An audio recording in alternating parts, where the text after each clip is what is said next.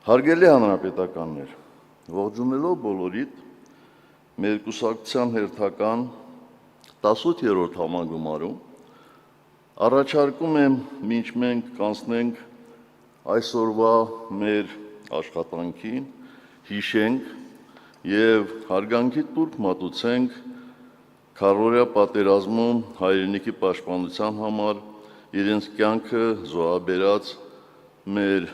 նահատակ հերոսների լուսավոր հիշատակին։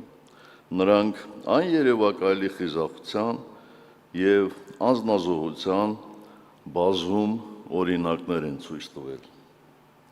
Երախտագիտություն հայտնենք այն բոլոր զինվորականներին, բարձրագույն հրամանատարական կազմից մինչև շարքային զինվոր, ովքեր այդ պատերազմում ագրեսոր թշնամու պլանները ձախողեցին և մի քանի օրում պարտադրեցին հրադադար։ Մեկ րոպե լռությամբ հարգենք ինչպես քառօրյա պատերազմում, այնպես էլ բոլոր ժամանակներում մեր հայրենիքի պաշտպանության համար իրենց կյանքը զոհած քաջորդիների անմահ հիշատակը։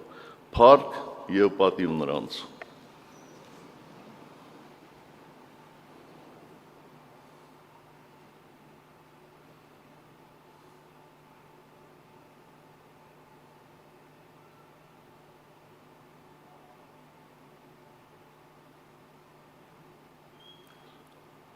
Շնորհակալ եմ։